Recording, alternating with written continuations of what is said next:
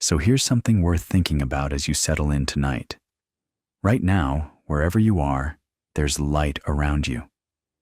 Maybe it's the soft glow of a lamp across the room. Maybe it's the last blue traces of a screen dimming down. Maybe it's just the faintest sliver of streetlight sneaking in through a gap in the curtains. And all of that light, every bit of it, is doing something kind of chaotic. The photons coming off that lamp are heading in every direction at once. They're a jumble of wavelengths, a mix of frequencies, all tumbling over each other with no particular coordination. It's like a crowd of people all talking at the same time, in different languages, at different volumes. That's normal light. That's the light that humans lived with for hundreds of thousands of years, from campfires to candles to incandescent bulbs, just photons doing whatever they want. And then, in the 20th century, someone figured out how to make light behave, how to get all those photons marching together, same wavelength, same direction, same phase, perfectly in step like a single, impossibly precise note held by a choir of trillions. That's a laser. And the story of how we got there, how we went from not even understanding what light was to building devices that can cut through steel, carry the internet across oceans, measure the distance to the moon within an inch, and read the data off a tiny disk spinning inside your laptop. That story is one of the most fascinating in all of engineering. It's full of brilliant people, bitter rivalries, missed opportunities, and moments where someone stared at an equation and realized they were looking at something that would change the world. So let's start at the beginning. And I mean the real beginning. Not with lasers. Not even close. Let's start with the question that had to be answered first, the question that puzzled the greatest minds in physics for centuries. What is light, actually? For a long time, nobody really knew. The ancient Greeks had some ideas. Euclid and Ptolemy thought of vision as something that went out from your eyes, like invisible feelers reaching into the world. Which, if you think about it, is a pretty intuitive guess. You open your eyes and you see things. It feels like you're doing something active. But that model had problems, and eventually, the understanding flipped.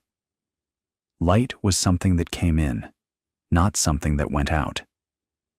The Islamic scholar Ibn al-Haytham, working around the year 1021, wrote a massive treatise called the Book of Optics that essentially laid the groundwork for modern optics. He argued that light travels in straight lines, that it reflects off surfaces, and that vision happens because light enters the eye. He did actual experiments with pinhole cameras, what we'd call camera obscuras, and he's sometimes called the father of modern optics for good reason. That was 1,000 years ago. But even knowing that light comes in and bounces around didn't answer the deeper question. What is it made of? What is it, physically? And this is where one of the great debates in physics got started, a debate that would take centuries to resolve, and honestly, the resolution is so strange that it still doesn't sit comfortably in most people's minds.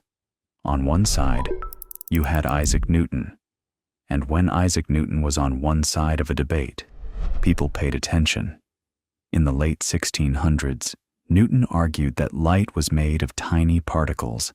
He called them corpuscles, little bullets of light, flying through space in straight lines. This explained a lot of what people could observe. Light travels in straight lines. It bounces off mirrors at predictable angles. It casts sharp shadows. All of that made sense if light was a stream of tiny particles.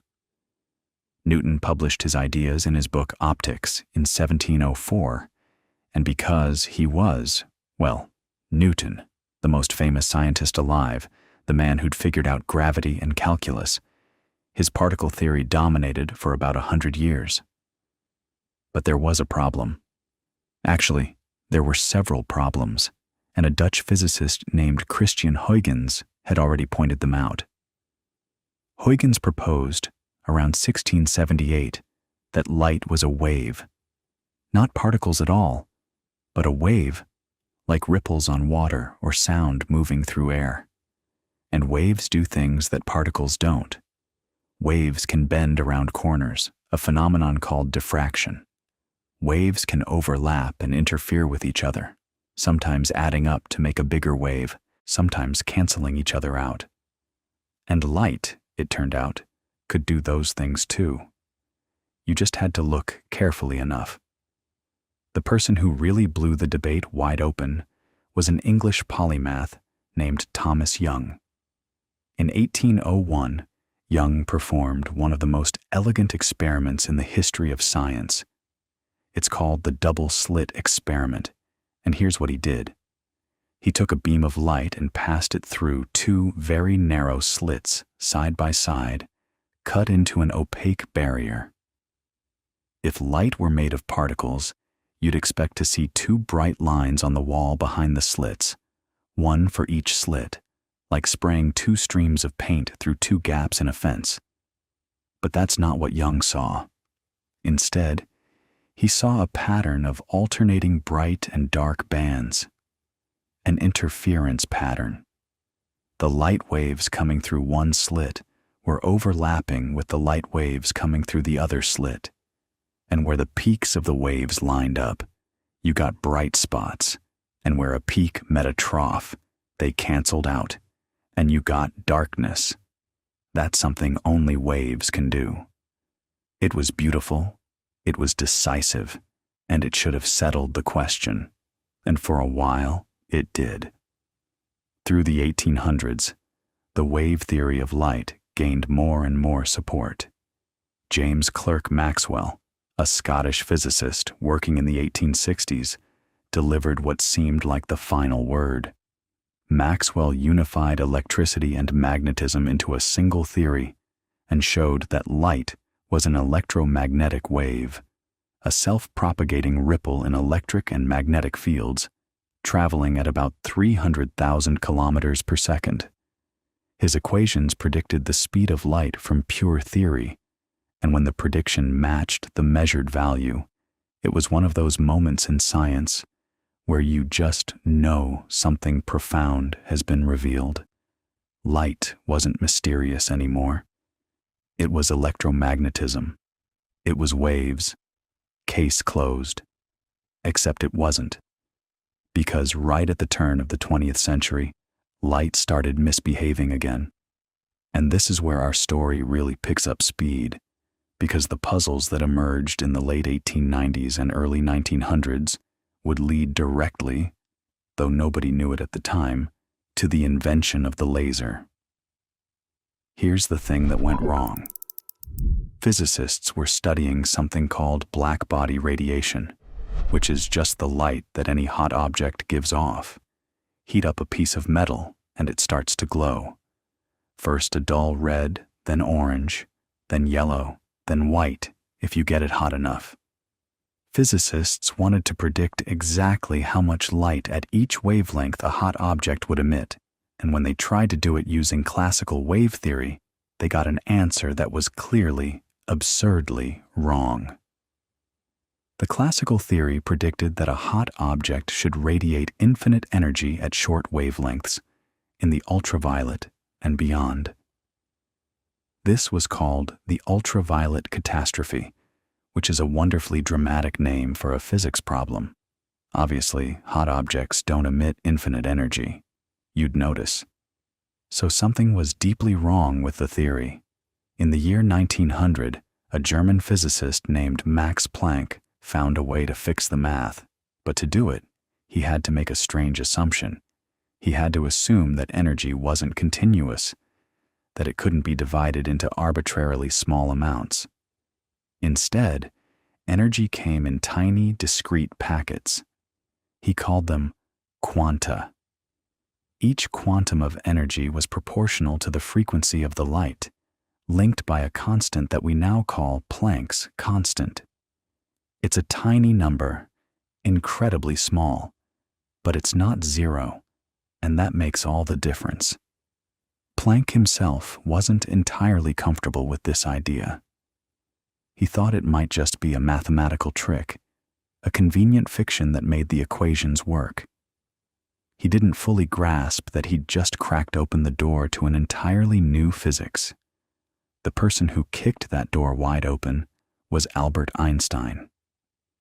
In 1905, his miracle year, the same year he published Special Relativity, Einstein tackled another puzzle called the photoelectric effect. Here's what the photoelectric effect is. When you shine light on certain metals, electrons get knocked loose from the surface. That's useful and interesting, but the details were strange. It wasn't the brightness of the light that determined whether electrons got knocked free. It was the color, the frequency. You could shine a dim blue light on the metal and electrons would fly off, but you could blast it with the most intense red light imaginable and nothing would happen. No electrons at all. This made no sense if light was a wave. If light were just a wave, then a brighter light should deliver more energy to each electron, regardless of color. But Einstein explained it beautifully by taking Planck's idea seriously.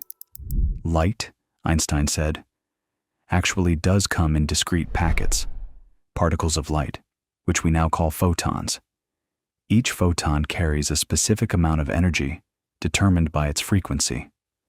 A blue photon carries more energy than a red photon.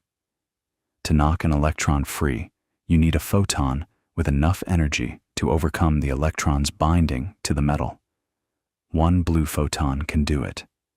1,000,000 red photons can't, because none of them individually have enough energy. It's like trying to break down a door. 1,000 gentle pushes won't do it, but one good kick will. So now physics had a problem.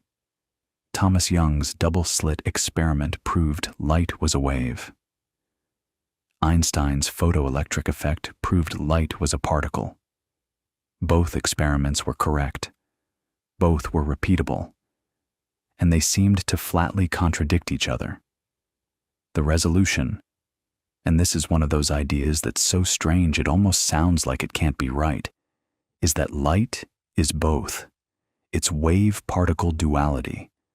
Light behaves as a wave when it propagates through space, interfering and diffracting, and it behaves as a particle when it interacts with matter, delivering energy in discrete chunks.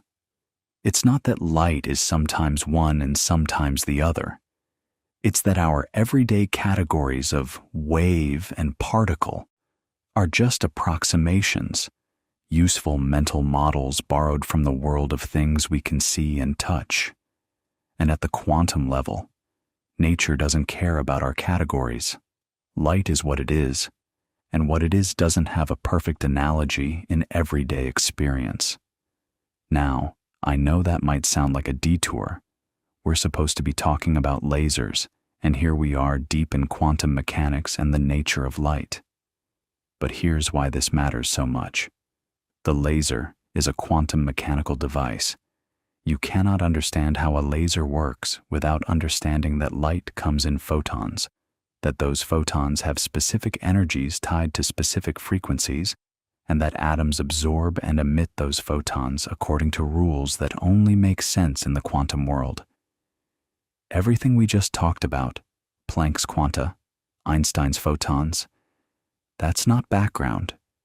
That's the foundation. That's the soil the laser grows out of.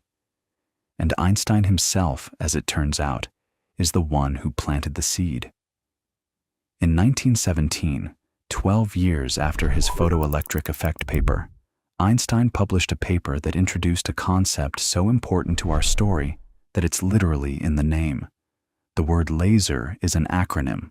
It stands for light amplification by stimulated emission of radiation. And that phrase, stimulated emission, comes straight from Einstein's 1917 paper. Here's what Einstein figured out. He already knew that atoms could absorb photons. A photon comes in, the atom swallows it, and an electron inside the atom jumps up to a higher energy level. He also knew about spontaneous emission. An excited atom can randomly drop back down to a lower energy level and spit out a photon on its own whenever it feels like it, unpredictably. But Einstein realized there had to be a third process. If a photon of exactly the right energy comes along and hits an atom that's already in an excited state, it can stimulate that atom to emit its photon right then and there.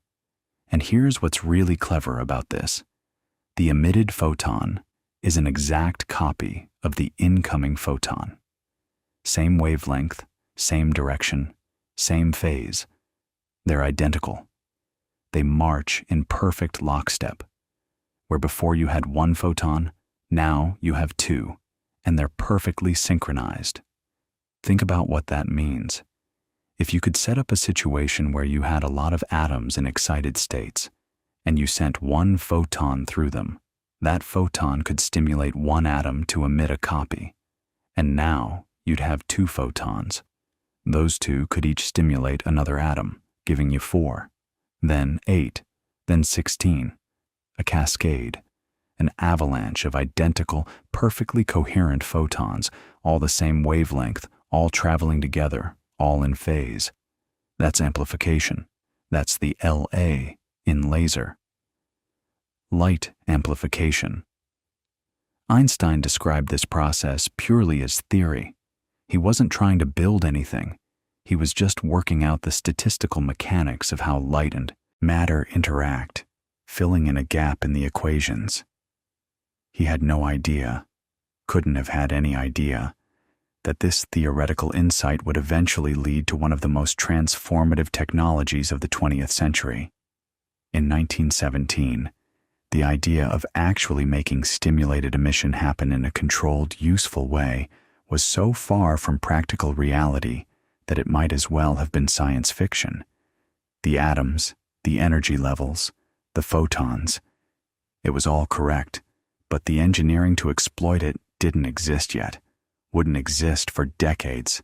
And that gap between Einstein's theoretical prediction and the moment someone actually built a working device, that gap is where some of the most dramatic stories in the history of physics and engineering live. Because the road from this should be possible in principle to here's a working laser on a lab bench was long, contentious, and full of people who were brilliant, stubborn, and absolutely convinced they were right, even when other brilliant, stubborn people were equally convinced of the opposite.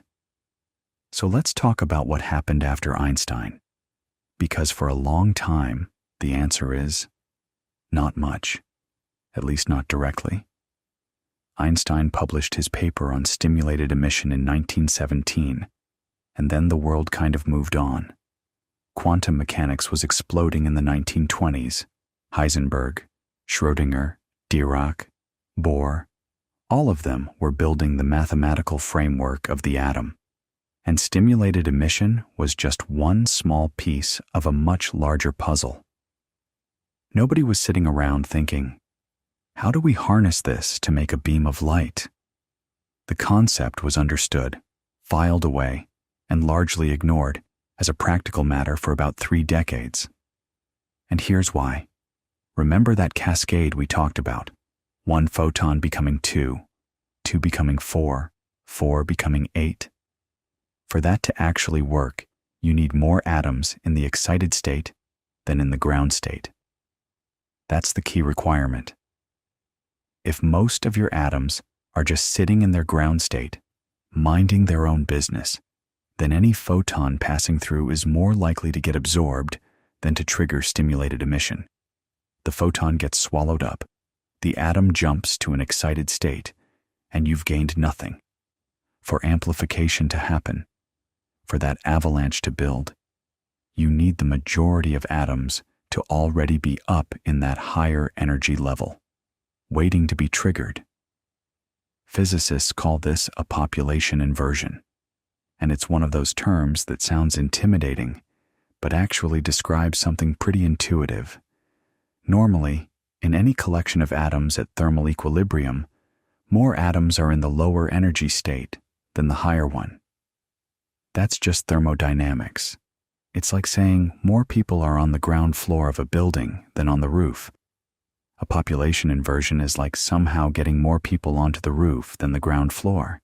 It's unnatural. It doesn't happen by itself. You have to actively pump energy into the system to force it into that inverted state. And in the 1920s and 1930s, nobody had a clear idea of how to do that efficiently. The theoretical understanding was there, but the practical tools weren't.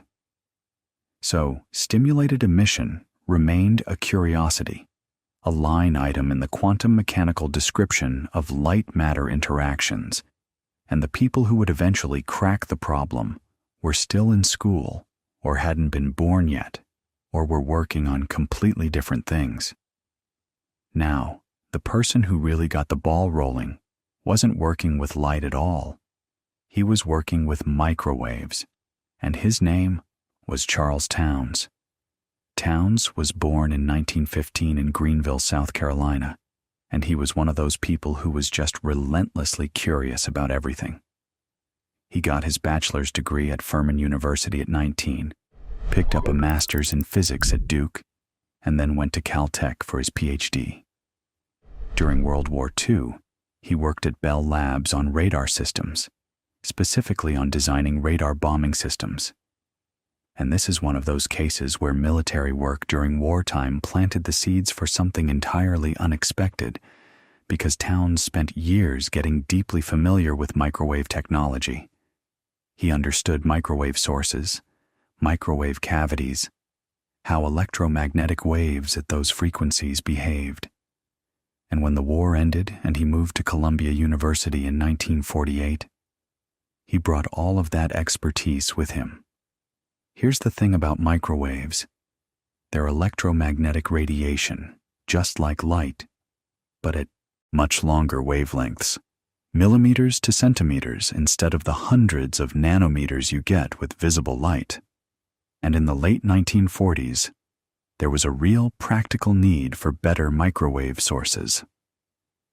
Spectroscopists, scientists who study how matter absorbs and emits radiation at specific frequencies, wanted pure, stable microwave sources to probe the energy levels of molecules. The existing technology wasn't great. Towns was working on this problem, and he kept running into the same wall. He needed sources at shorter and shorter microwave wavelengths, and the conventional electronic oscillators of the day just couldn't get there efficiently. And then, in the spring of 1951, something clicked. Towns was in Washington, D.C. for a meeting of the American Physical Society. He was sitting on a park bench. The story goes it was in Franklin Park, early in the morning, and he was thinking about this problem of generating short wavelength microwaves. And the idea came to him.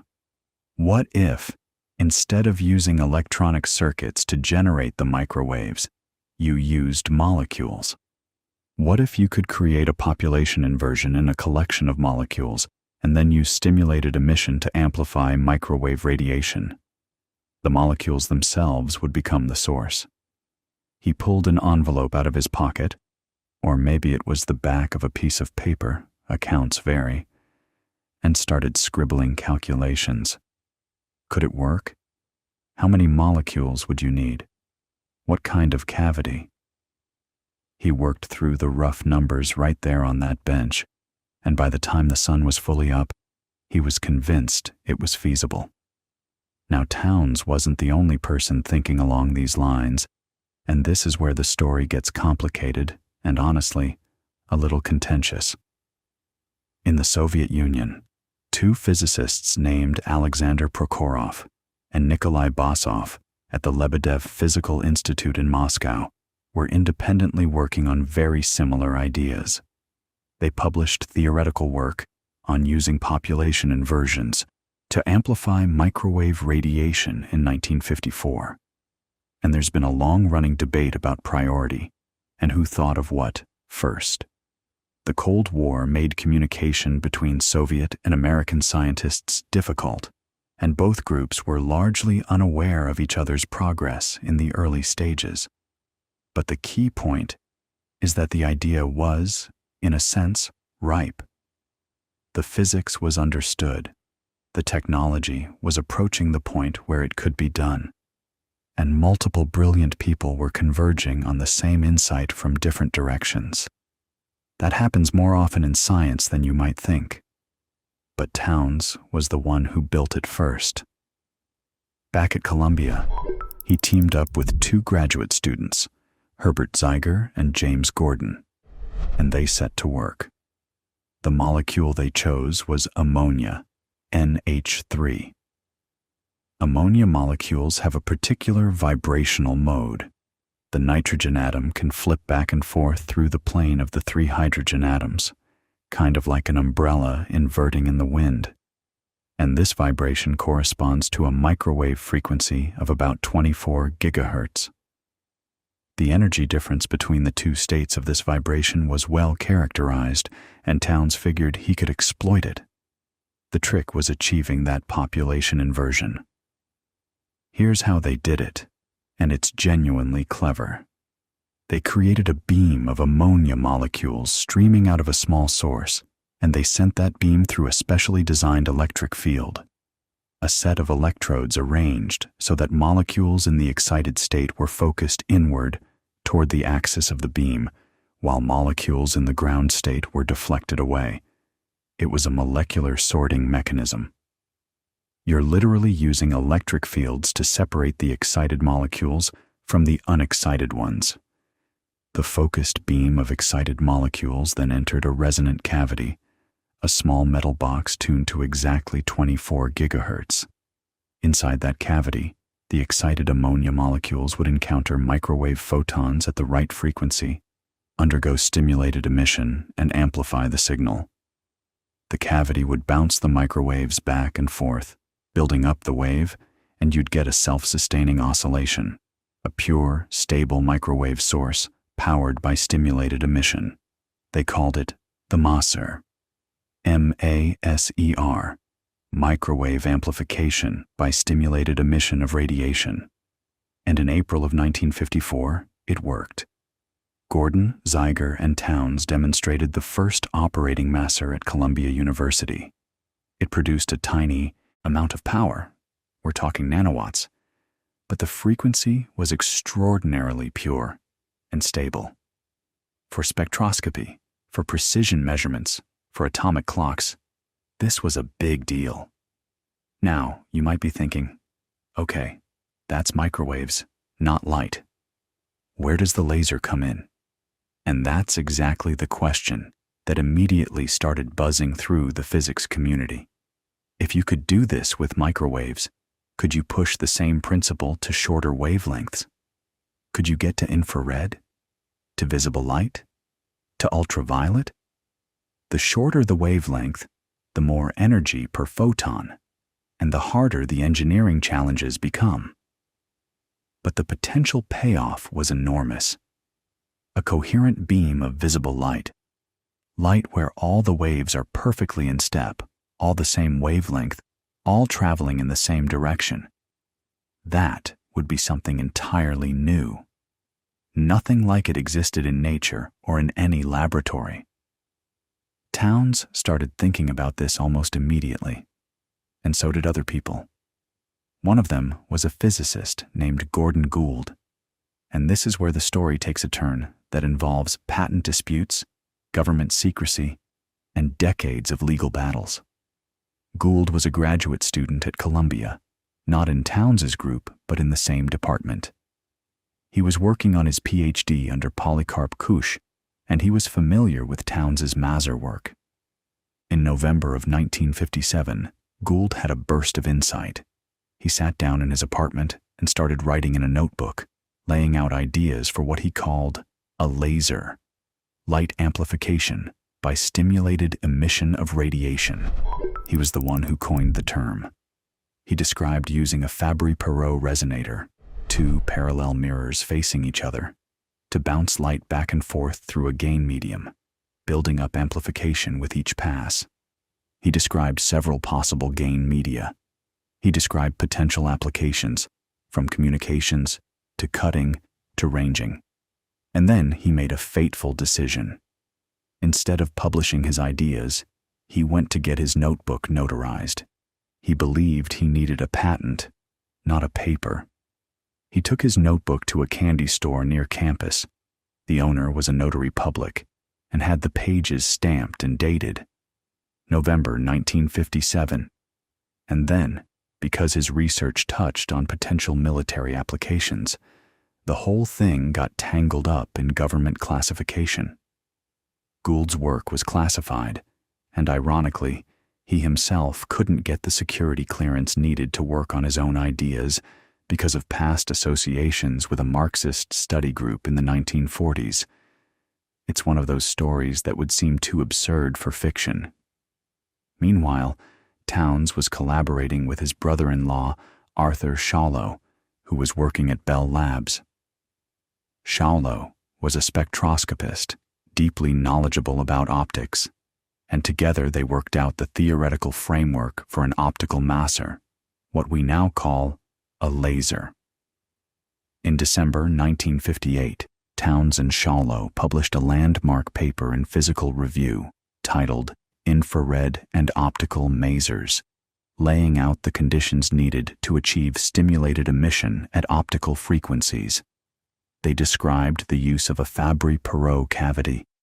They analyzed what kinds of materials might work as gain media, and they calculated the threshold conditions, how much pumping energy you'd need to achieve population inversion and sustain laser action. This paper electrified the field. Suddenly, labs around the world were racing to build the first working laser, and the competition was fierce because everyone understood that whoever got there first would own a piece of history.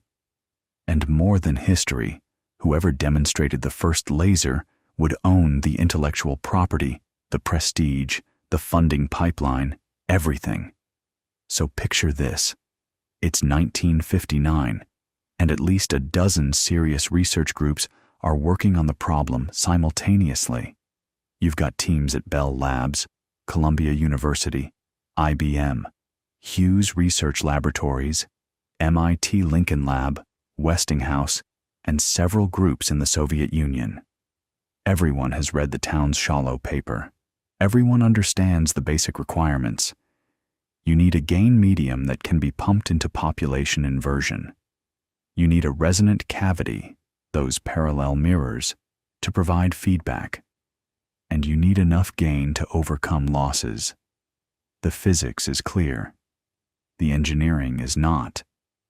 And here's where it gets really interesting, because the question of what material to use as the gain medium turned out to be the decisive factor, and almost everyone bet on the wrong horse. The Townes-Shallow paper had suggested alkali metal vapors, things like potassium or cesium gas, as promising gain media, and that made sense from a spectroscopic standpoint. These were well-understood atoms with clean, well-characterized energy levels. So most of the big labs, including Bell Labs itself, started working with gases. It seemed like the safe, rigorous, scientifically sound approach. But there was a guy at Hughes Research Laboratories in Malibu, California, named Theodore Maiman, and he had a different idea. Maiman was a fascinating character. His father was an electrical engineer and inventor, so he'd grown up tinkering with electronics. He'd worked his way through college repairing electrical appliances. He had a PhD from Stanford in physics, and he'd done important work on masers. He'd actually built one of the most precise microwave masers in the world using synthetic ruby as the active medium. And that experience with ruby is what gave him his edge, because while everyone else was chasing gases, Maiman was thinking about solids. Specifically, he was thinking about synthetic ruby, aluminum oxide crystals doped with a small amount of chromium. The chromium atoms are what give ruby its deep red color, And they're also what make it interesting as a potential laser medium. When you excite chromium atoms with light, they absorb certain wavelengths, green and blue mostly, and then they can emit red light as they drop back down through their energy levels. Myman knew this intimately from his Maser work. Now here's the thing. Most of the physics establishment thought Ruby wouldn't work. And they had what seemed like good reasons.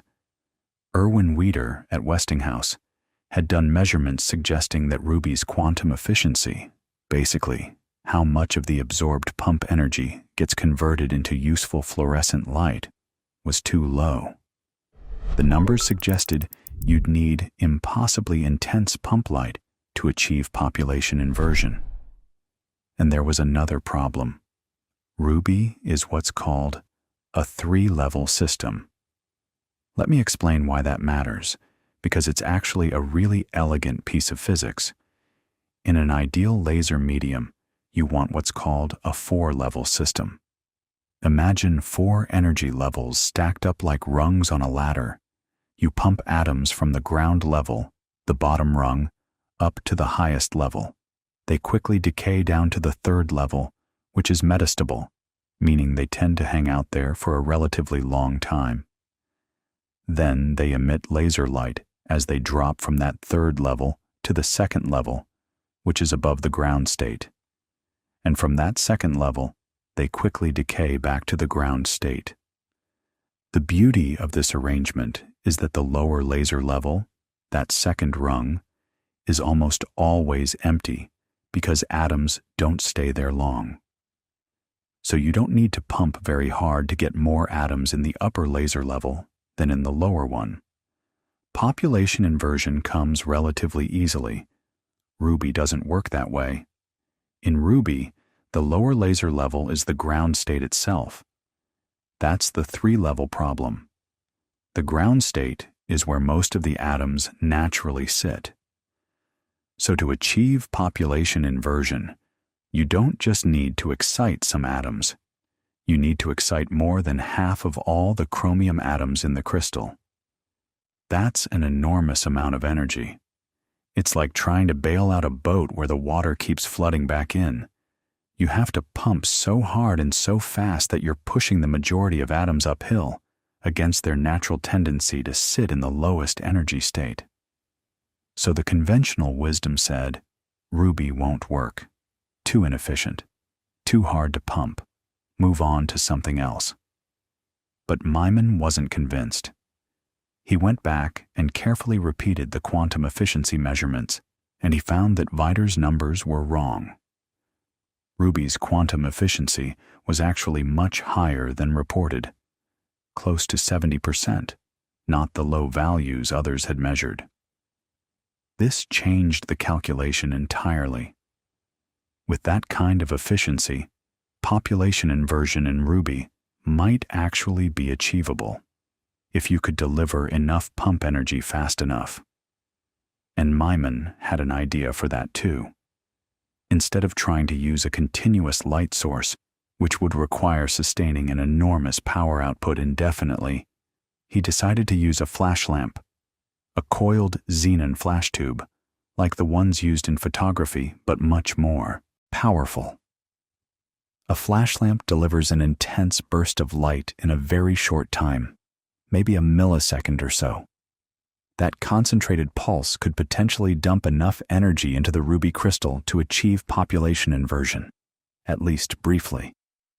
You didn't need to sustain it. You just needed to hit that threshold for an instant. The design was remarkably simple and elegant. Myman took a small cylinder of synthetic pink ruby.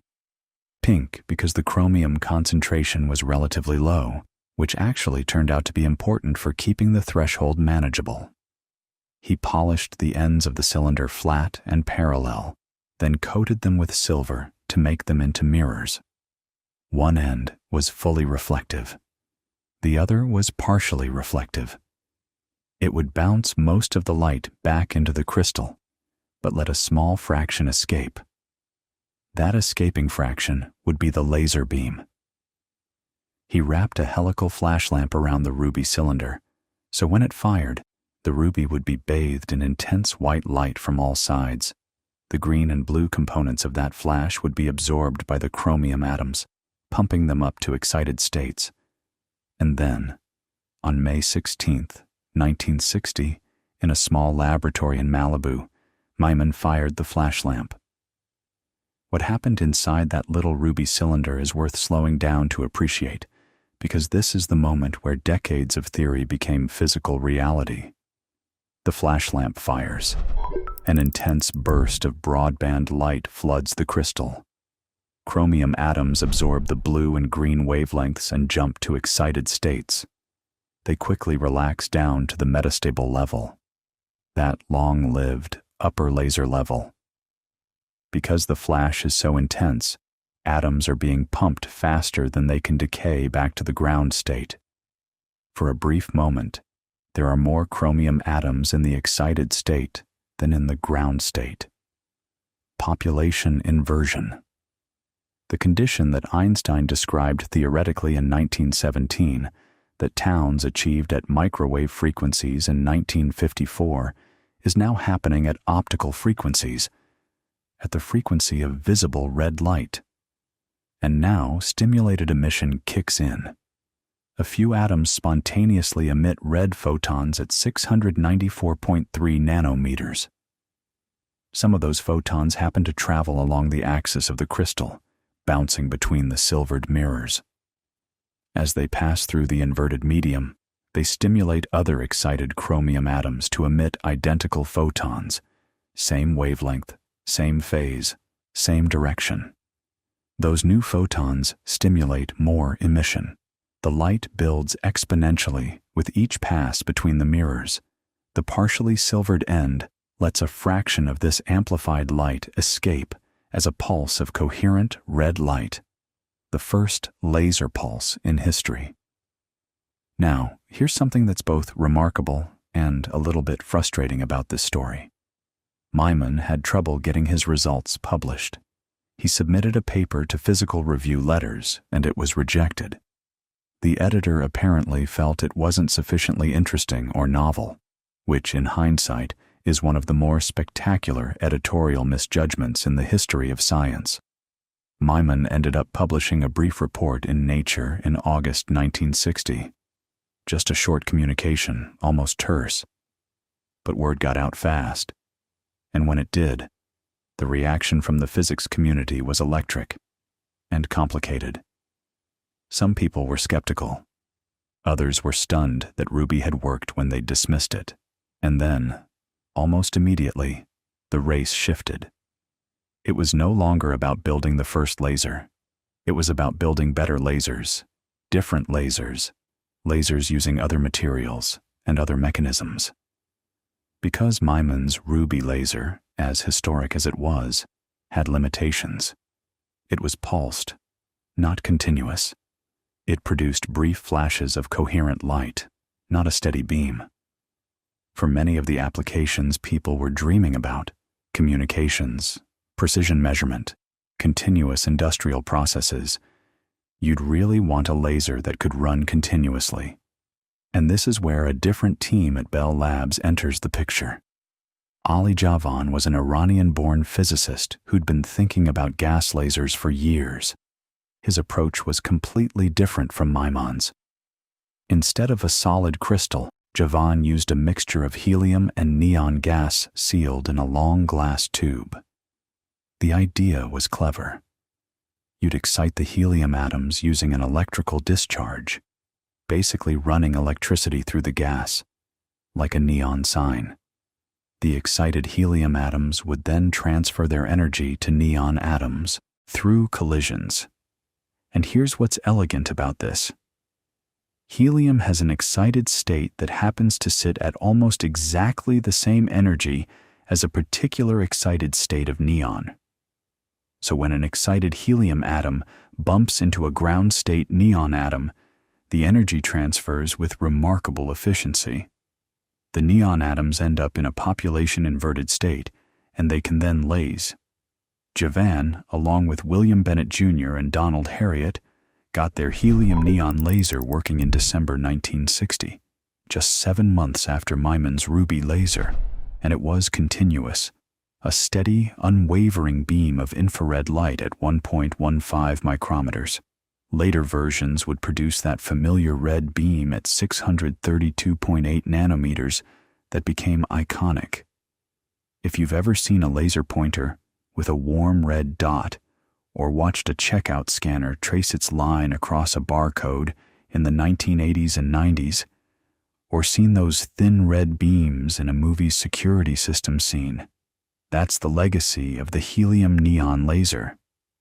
It became the workhorse, the default laser for decades, precisely because it was continuous, stable, and relatively simple. But the story of laser development in those early years isn't just about who built what first. It's also about the legal battles, and honestly, the human cost of those battles. Gordon Gould, remember him, with his notarized notebook from the candy store, spent the next 30 years fighting for patent recognition. 30 years. Think about that. He filed his first patent application in 1959, and the last of his patents wasn't upheld until 1987. The legal fees were enormous. He eventually partnered with a company that funded his patent fights in exchange for a share of the royalties, and in the end, he did win several key patents. But by then, the laser industry was already generating billions of dollars a year, and Gould had spent the most productive decades of his career in courtrooms instead of laboratories. There's a real sadness to that story, even though it has a partial happy ending financially. The question of who truly invented the laser remains genuinely complicated, because the truth is that it emerged from the work of many people. Einstein's theory, Townes and Basov, and Prokhorov's masers, Shallow's optics, Gould's conceptual framework, Maimann's experimental triumph, Javan's continuous operation. It's one of those inventions that was almost inevitable by the late 1950s, hovering in the air, waiting for someone to grab it. What happened next, though, was something nobody fully anticipated. In those first few years after Maimann's demonstration, the laser was famously described as a solution looking for a problem. People knew it was important, they could feel it, but the applications weren't obvious yet. The light was coherent, yes. It was intense, yes. But what would you actually do with it?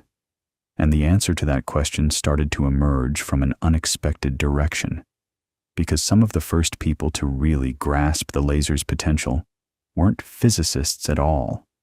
They were surgeons, doctors, people who worked with their hands every day, who understood the value of precision, and who looked at this impossibly thin, impossibly focused beam of light and immediately thought, I could cut with that.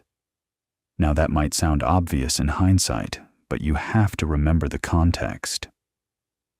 In 1961, most physicists were thinking about the laser in terms of spectroscopy, or communications, or maybe military range finding. The idea that you'd point a laser at a human body, deliberately, was, to a lot of people, somewhere between radical and reckless. But a handful of medical researchers saw something different. They saw a tool that could deliver energy to an incredibly precise spot, a spot smaller than the tip of a scalpel, and they realized that in medicine, precision is everything. The difference between saving an eye and blinding one can come down to fractions of a millimeter. One of the very first medical applications came from ophthalmology, and the story starts even before Maimann's ruby laser. See, eye doctors had already been experimenting with focused light as a therapeutic tool. In the 1950s, a German ophthalmologist named Gerd Meyer-Schwickerath had developed a technique called photocoagulation, where he used intense light from a xenon arc lamp basically a very bright lamp, to seal tears in the retina. The idea was that you could focus light through the eye's own lens, the same way the eye focuses images, and deliver enough energy to a tiny spot on the retina to essentially weld the tissue in place. It worked, but it was crude. The light from a xenon lamp spreads out. It's not very coherent, and controlling exactly where the energy lands and how much you deliver was genuinely difficult. So when the laser appeared, this source of light that was monochromatic, coherent, and could be focused to an almost absurdly small point, ophthalmologists immediately understood what they had. By 1961, researchers were already experimenting with ruby lasers on animal eyes, and within just a few years, laser photocoagulation became a real clinical tool for treating detached retinas and, eventually, for addressing the blood vessel problems caused by diabetic retinopathy. Think about what that means. Millions of people with diabetes develop tiny, leaking blood vessels in their retinas, and without treatment, they go blind. The laser gave doctors a way to seal those vessels one by one with pinpoint accuracy without ever making an incision. That's not a solution looking for a problem. That's a revolution in how we prevent blindness. And here's what's really clever about why the laser works so well in the eye specifically. The front of your eye, the cornea, the aqueous humor, the lens, the vitreous humor, all of that is transparent. Light passes right through it. That's literally how vision works. So a laser beam can travel through all those structures without damaging them and deliver its energy only when it hits the retina, which is opaque, which absorbs the light. It's like having a surgical tool that can reach the back of the eye without touching anything on the way in. No incision, no infection risk from an open wound, no stitches. The eye's own anatomy becomes the delivery system. But medicine was just one thread. Let's talk about another group of people who immediately grasped the laser's potential. And this one's a bit more expected: the military. The United States Department of Defense had been funding Mosser and laser research from the very beginning, and they had a pretty specific wish list. Rangefinding was near the top. Before lasers, if you wanted to know exactly how far away a target was, you had a few options. None of them great over long distances. Radar worked, but radar beams spread out over distance, and for really precise measurements, you needed something tighter. A laser beam barely spreads at all. Remember, that's one of the key properties of coherent light, that low divergence we talked about.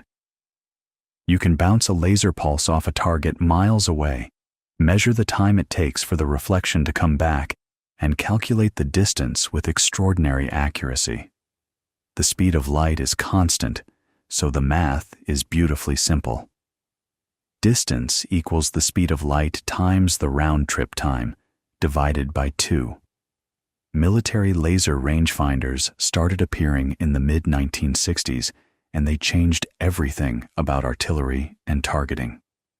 But the military applications went far beyond rangefinding. There were laser-guided munitions, which first saw significant use during the Vietnam War. The basic idea, and this is elegant in a grim sort of way, is that someone on the ground or in an aircraft shines a laser at a target, and the bomb or missile has a seeker on its nose that can detect the reflected laser light. The weapon steers itself toward the brightest spot of reflected laser energy. The first generation of these, the Paveway series, entered service in 1968, and they dramatically improved bombing accuracy. We're talking about going from circular error probabilities of hundreds of feet with conventional unguided bombs down to just a few feet. The engineering is straightforward in concept: a detector array that senses which direction the laser reflection is strongest, connected to control fins that adjust the weapon's flight path. But making it work reliably in combat conditions in rain, in smoke, with a target that might be partially obscured, that took years of refinement. Now, I want to be careful here, because when we talk about weapons becoming more accurate, there's a human dimension that matters. The argument for precision-guided munitions has always been that they reduce collateral damage, fewer bombs needed, less destruction of surrounding areas, and there's real truth to that argument. But they're still weapons, and the history of their use is complicated and sometimes deeply troubling. The engineering is remarkable. The moral questions are harder. So let's shift to something more peaceful, because around the same time that the military was developing rangefinders and guided bombs, something completely different was happening in the world of manufacturing and communications. And this is where the laser story really starts to accelerate, because the applications that would eventually touch every single person's daily life were being born in the late 1960s and early 1970s. Let's talk about communications. Here's the thing about information. Whether it's a phone call, a television signal, or data from a computer, it all has to travel from one place to another, and the amount of information you can send through any channel is fundamentally limited by the frequency of the carrier wave. This is a principle that goes back to Claude Shannon's information theory from 1948. The higher the frequency of your carrier signal, the more information you can pack into it. Radio waves work fine for broadcasting, but their frequencies are relatively low, megahertz to gigahertz range. Microwaves are higher, and they can carry more data. But visible light? Visible light has frequencies in the hundreds of terahertz range. That's roughly 100,000 times higher than microwave frequencies, which means, at least in principle, a beam of light could carry 100,000 times more information than a microwave beam. People realized this almost immediately after the laser was demonstrated. Charles Townes himself talked about it. The potential bandwidth was staggering, but there was an enormous practical problem. How do you send a beam of light over long distances? You can't just shine it through the air. Fog, rain, dust, even just atmospheric turbulence would scatter and absorb it. You need some kind of waveguide, a pipe for light. And in the early 1960s, the technology for that simply didn't exist in any practical form. This is where a whole separate engineering story converges with the laser story, and it involves glass. Specifically, it involves making glass so extraordinarily pure that light can travel through it for miles without being absorbed. In 1966, a Chinese-born British engineer named Charles Kao, working at Standard Telecommunication Laboratories in England, published a paper that would eventually earn him a Nobel Prize. Kao argued that the fundamental problem with sending light through glass fibers wasn't that glass was inherently too opaque. It was that existing glass was too impure. The intrinsic absorption of silica glass, he calculated, was low enough that if you could get the impurities out, the iron, the copper, the water molecules trapped in the glass matrix, you could theoretically send light through a fiber for kilometers before the signal faded to unusable levels. He put a number on it. The loss needed to be below about 20 decibels per kilometer for optical fiber communication to be practical. At the time he published that paper, the best glass fibers available had losses of around 1,000 decibels per kilometer. So he was saying the glass needed to be about 50 times more transparent than anything that existed. A lot of people thought that was impossible. But Kao was right about the physics. The impurities were the problem, not the glass itself. And he spent years traveling the world, visiting glass makers, trying to convince them that ultra-pure glass was achievable. And then, in 1970, a team at Corning Glass Works in upstate New York, Robert Maurer, Donald Keck, and Peter Schultz actually did it. They developed a process for making fused silica fibers with losses below 20 decibels per kilometer. The key was a technique called chemical vapor deposition, where you build up the glass layer by layer from ultra-pure chemical vapors rather than trying to purify bulk glass after the fact. By starting with gases, silicon tetrachloride and germanium tetrachloride, vaporized and reacted with oxygen, you could control the purity at a molecular level. The resulting glass was so pure that if you made an ocean out of it, you could see to the bottom. Think about that image for a second. An ocean of glass, and you could see all the way down. That's how transparent this material was. And it had to be, because the light signals traveling through these fibers would need to go not just meters, not just hundreds of meters, but tens of kilometers between amplification points for the system to be economically viable. Now, you need two things for fiber optic communication: the fiber and the light source. And this is where a particular type of laser becomes absolutely central to the story: the semiconductor laser, also called the diode laser. And the history of the semiconductor laser is its own fascinating tale, because it was invented remarkably early, and then it took nearly a decade of grueling materials science work before it became practical enough to actually use. The first semiconductor lasers were demonstrated in 1962, just 2 years after Maimann's ruby laser, and they were demonstrated almost simultaneously by 4 different groups: at General Electric, IBM, MIT Lincoln Laboratory, and a group working with GE. The basic idea is beautiful. You take a semiconductor, gallium arsenide was the material of choice, and you create a junction between 2 differently doped regions, what's called a PN junction.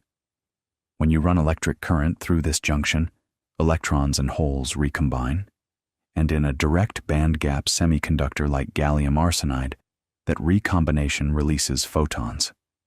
The wavelength of those photons is determined by the bandgap energy of the semiconductor.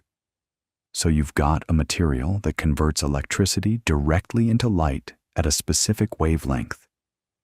If you polish the ends of the semiconductor crystal to make them into mirrors, or even just rely on the natural reflectivity of the crystal faces, which is surprisingly high for gallium arsenide, you've got a resonant cavity.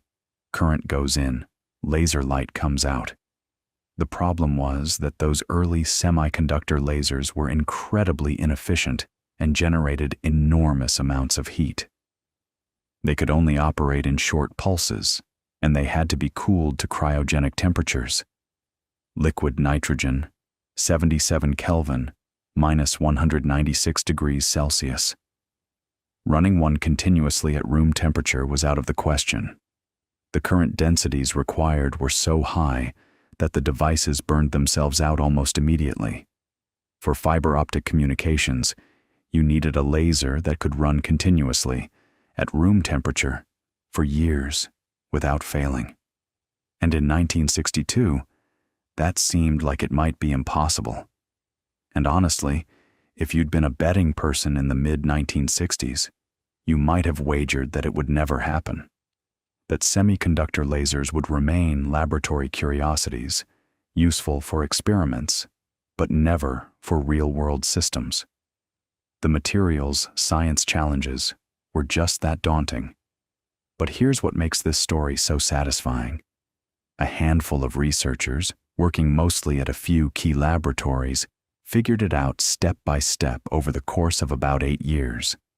And the central breakthrough, the one that made everything else possible, was an idea so elegant it still makes materials scientists smile. It's called the heterostructure. To understand why heterostructures matter, you need to think about what was going wrong in those early semiconductor lasers. Picture the PN junction in a piece of gallium arsenide. When you push current through it, electrons flow in from one side, Holes flow in from the other, and they meet somewhere in the middle and recombine, releasing photons. But here's the problem. That recombination region isn't well defined. The electrons and holes just sort of diffuse into each other over a relatively wide zone, maybe a few micrometers across. That means the light-generating region is spread out, which makes the whole process inefficient. You need enormous current densities to get enough recombination happening per unit volume to achieve the population inversion needed for lasing. And all that current flowing through a wide, inefficient, active region generates tremendous waste heat. Now imagine you could build a sandwich. Instead of one uniform material, you put a thin layer of gallium arsenide, maybe just a fraction of a micrometer thick, between two layers of a slightly different material, say aluminum gallium arsenide. Aluminum gallium arsenide has a wider band gap than pure gallium arsenide. And here's the clever part. Because of that wider band gap, the aluminum gallium arsenide layers act like walls. Electrons flowing in from one side hit that band gap barrier and can't easily cross it. Holes coming from the other side hit their own barrier. So both carriers get trapped, confined in that thin central layer of gallium arsenide. They're forced to recombine in a very narrow region, which means you get much higher carrier density for the same amount of current. The population inversion happens more easily. The threshold current drops dramatically, but it gets even better. The aluminum gallium arsenide layers also have a lower refractive index than the gallium arsenide. So the thin gallium arsenide layer acts as a waveguide. It traps the light too, not just the carriers. You've got optical confinement and electrical confinement happening simultaneously in the same structure for the same physical reasons. The light bounces back and forth through exactly the region where the gain is highest. It's almost absurdly efficient compared to the old homojunction design. The person who first clearly articulated this idea was Joris Alferov, working at the IOF Physical Technical Institute in Leningrad. And independently, Herbert Krömer, who was at Varian Associates in California at the time, proposed the same concept. Krömer actually published the theoretical idea first, in 1963, suggesting that heterostructures could dramatically improve semiconductor laser performance. But Alferov and his team were the ones who did the painstaking experimental work to actually build these things. And painstaking is an understatement. Growing layers of different semiconductor materials on top of each other sounds simple when you describe it in a sentence. But in practice, it's extraordinarily difficult. The crystal lattices of the two materials have to match almost perfectly. If the spacing between atoms in one layer is even slightly different from the spacing in the next, you get defects at the interface. Dislocations, cracks, traps that capture carriers and kill your efficiency. Gallium arsenide and aluminum gallium arsenide happen to be a nearly perfect lattice match, which is one of those lucky breaks that nature occasionally hands you. The aluminum atoms are almost exactly the same size as the gallium atoms they replace in the crystal structure. But even with that advantage, actually growing uniform, defect-free layers just a few hundred nanometers thick required developing entirely new crystal growth techniques. Alferov's group worked on a method called liquid phase epitaxy, essentially dipping the substrate into a carefully controlled melt of the desired material and letting a thin crystalline layer solidify onto the surface. The temperatures, the compositions, the timing, everything had to be precisely controlled. They spent years refining the process. And in May of 1970, Alferov's team demonstrated a gallium arsenide aluminum gallium arsenide double heterostructure laser that operated continuously at room temperature. Just a month later, Izuo Hayashi and Morton Panish at Bell Labs achieved the same result independently, using a similar double heterostructure design. There's some debate about exact priority, and both groups deserve enormous credit. The point is that by the middle of 1970, the impossible thing had been done. A semiconductor laser running continuously at room temperature, converting electricity directly into coherent light. Think about what that meant.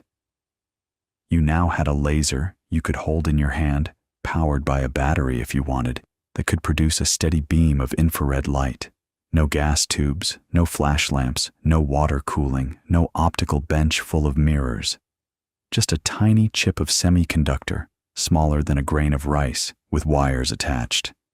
And the wavelength it emitted, around 850 nanometers for gallium arsenide, was in the near infrared, which happened to be a region where optical fibers could transmit light with relatively low loss. The timing here is remarkable. Remember, Corning's team had demonstrated their low-loss optical fiber in 1970, the same year the room temperature semiconductor laser was achieved. These two breakthroughs, developed independently by completely different groups of people working on completely different problems, turned out to be the two halves of a single technological revolution. The laser provided the light source. The fiber provided the transmission medium. Together, they would replace copper wire and transform global communications. But in 1970, that was still years away from practical reality. Both technologies needed enormous further refinement. The fibers, for instance, were fragile and difficult to splice together. The early semiconductor lasers, while they worked at room temperature, had lifetimes measured in hours, sometimes minutes. For a telephone network, you need components that last for decades. So the 1970s became a decade of relentless, incremental improvement, the kind of unglamorous engineering work that rarely makes headlines, but absolutely makes the modern world possible. On the laser side, the key challenge was reliability. Those early room temperature devices degraded rapidly. Dark line defects would propagate through the crystal, destroying the active region. Researchers at Bell Labs, at RCA, at NEC in Japan, and at many other laboratories worked to understand the failure mechanisms and eliminate them. They discovered that tiny crystal defects could grow under the stress of operation, like microscopic cracks spreading through the material. The solution involved improving crystal growth techniques even further, developing better ways to prepare substrate surfaces, and designing laser structures that were more resistant to defect propagation. By the mid-70s, semiconductor laser lifetimes had been extended to thousands of hours. By the late 70s, projected lifetimes exceeded 100,000 hours, more than a decade of continuous operation. That was good enough. Meanwhile, the fiber side was evolving just as rapidly. The original Corning fiber operated at around 850 nanometers, but researchers discovered that silica glass had even lower loss at longer wavelengths, around 1300 nanometers, and lower still at 1550 nanometers. This drove a push to develop semiconductor lasers that emitted at these longer wavelengths, which meant moving beyond gallium arsenide to new material systems. Indium gallium arsenide phosphide, grown on indium phosphide substrates, could be tuned to emit at exactly these wavelengths. It was a whole new materials challenge, a whole new set of crystal growth problems to solve. But by the early 1980s, reliable, long-wavelength semiconductor lasers were available. And here's where all these threads come together into something you interact with every single day, probably without thinking about it. When you send a text message, when you stream a video, when you make a phone call that routes through the internet, the data, at some point in its journey, is almost certainly traveling as pulses of laser light through an optical fiber. The laser is a tiny semiconductor chip, probably made of indium gallium arsenide phosphide, sitting in a small module at one end of the fiber. It's being switched on and off billions of times per second, each pulse representing a bit of data. The light travels through a glass fiber thinner than a human hair, potentially for dozens of kilometers, until it reaches a detector at the other end. And if the distance is really long, say, across an ocean, the signal passes through optical amplifiers along the way, which are themselves a kind of laser. They're called erbium-doped fiber amplifiers, and they use a length of fiber that's been infused with erbium ions. You pump energy into the erbium atoms with a separate laser, and when the weakened signal light passes through, it triggers stimulated emission from the excited erbium atoms, amplifying the signal without ever converting it to an electrical signal. It's stimulated emission, Einstein's 1917 idea, being used to boost a signal under the Atlantic Ocean. The first transatlantic fiber optic cable was TAT-8, which went into service in 1988. It could carry about 40,000 simultaneous telephone calls, which seemed extraordinary at the time. Today, a single modern fiber optic cable can carry tens of terabits per second. The improvement comes from better lasers, better fibers, and incredibly clever encoding techniques. Things like wavelength division, multiplexing, where you send dozens or even hundreds of different wavelengths of light down the same fiber simultaneously, each one carrying its own data stream. Each wavelength comes from its own semiconductor laser, precisely tuned to a specific frequency. It's like having 100 different radio stations broadcasting on 100 different frequencies, except instead of radio waves traveling through air, it's infrared light traveling through glass, and the bandwidth is almost incomprehensibly large. But semiconductor lasers didn't just transform communications. They became ubiquitous in ways that would have astonished the researchers who spent years trying to make them work at room temperature. And one of the most consequential applications came from an entirely different direction, from the world of data storage, where a quiet revolution was happening in parallel. Because in the late 1970s, engineers at Philips in the Netherlands and Sony in Japan were working on a new way to store music, and the device they created would put a laser into nearly every home on Earth. The compact disc, the CD, was a genuinely radical idea.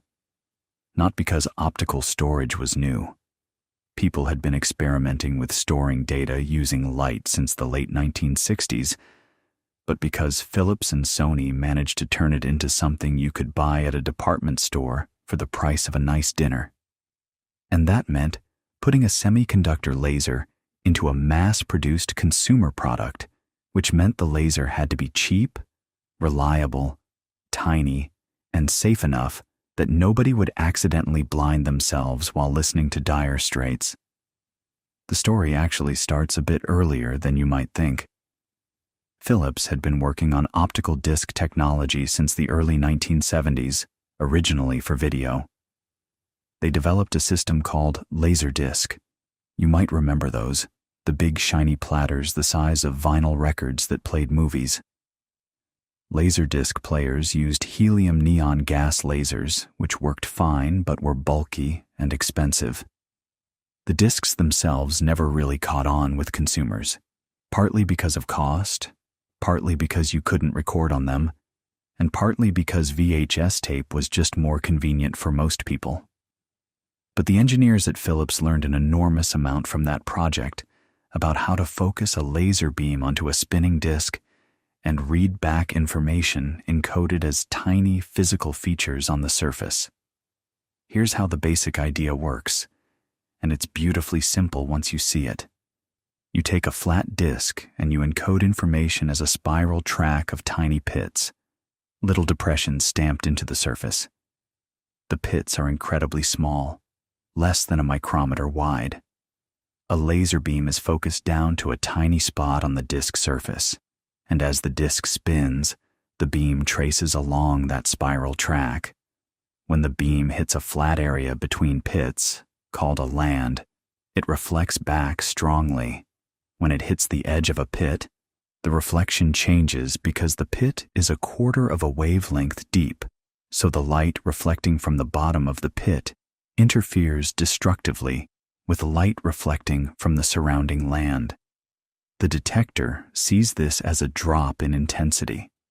So you get a pattern of strong reflection and weak reflection, which translates to ones and zeros, which is digital data, which can encode anything, music, text, software, whatever you want. Now the critical thing is the size of those pits, because that determines how much data you can fit on the disk. And the size of the pits is limited by how tightly you can focus the laser beam, which is limited by the wavelength of the light. Shorter wavelength means a tighter focus, which means smaller pits, which means more data. The original CD used a gallium aluminum arsenide semiconductor laser emitting at about 780 nanometers. That's in the near-infrared, just beyond what your eyes can see. At that wavelength, you could fit about 700 megabytes on a disk roughly 12 centimeters across. And the choice of disk size, by the way, has one of those wonderful apocryphal stories attached to it. The legend goes that Norio Oga, the president of Sony, insisted that the disc be large enough to hold Beethoven's Ninth Symphony in its entirety without interruption, about 74 minutes of music. Whether that's exactly true or a bit of corporate mythology, the result was a disc diameter of 120 millimeters, and that became the standard. Philips and Sony announced the CD format in 1980, and the first commercial CD players hit the market in Japan in October 1982. The first album released on CD was Billy Joel's 52nd Street, which is a fun piece of trivia. And within just a few years, CDs were everywhere. By the late 80s, they were outselling vinyl records. By the mid-90s, they were outselling cassette tapes too. And every single one of those players had a semiconductor laser inside it. Think about what that means for the laser industry. Suddenly, you're not making lasers for laboratories or military systems or telecommunications networks. You're making them by the millions for consumer electronics. The manufacturing scale exploded. And when manufacturing scale explodes, costs drop, quality improves, and the technology matures in ways that benefit every other application too. The semiconductor lasers that went into CD players were distant cousins of those room-temperature continuous wave devices that Alferov and Hayashi had demonstrated in 1970. But they'd been refined through more than a decade of reliability engineering, process improvements, and clever design tweaks. They were tiny. The laser chip itself was smaller than a grain of sand, and they lasted for tens of thousands of hours, and they cost almost nothing to produce in volume. And then, because engineers are never satisfied, they started pushing for shorter wavelengths. Remember, shorter wavelength means tighter focus means more data. The DVD, which arrived in 1996, used a laser at 650 nanometers, visible red light, and that tighter focus let you pack about 4.7 gigabytes onto the same size disk, almost 7 times more than a CD. Then Blu-ray, which launched in 2006, used a gallium nitride laser diode emitting at 405 nanometers. That's violet light, right at the edge of what human eyes can perceive. And that even shorter wavelength allowed 25 gigabytes on a single layer of a disk. Each generation was essentially the same fundamental idea: focus a laser on a spinning disk and read back the pattern of reflections, but with a shorter wavelength laser and correspondingly smaller features. Now, the gallium nitride laser that made Blu-ray possible has its own remarkable story, and it connects to one of the most dramatic underdog tales in modern engineering. For decades, people had been trying to make LEDs and lasers from gallium nitride, which is a wide bandgap semiconductor, meaning it can emit short wavelength light, blue and ultraviolet. But gallium nitride was notoriously difficult to work with. The crystals were full of defects. Nobody could figure out how to make good P-type material, which you need for a working diode, and by the late 80s, most of the big research labs had given up on it. The conventional wisdom was that gallium nitride was a dead end. Enter Shuji Nakamura, a researcher working at a small chemical company called Nichiya in Tokushima on the island of Shikoku in Japan. Nichiya wasn't a semiconductor company.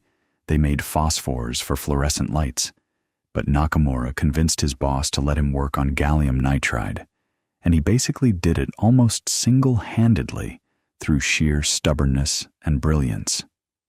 He developed a novel technique called two-flow metal-organic chemical vapor deposition, which improved the crystal quality dramatically.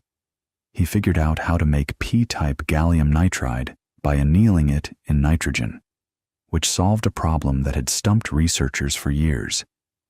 It turned out that hydrogen atoms were passivating the magnesium dopants during growth, and a simple thermal anneal drove the hydrogen out. Once he had both N-type and P-type material, he could make junctions, and in 1993 he demonstrated the first high-brightness blue LED.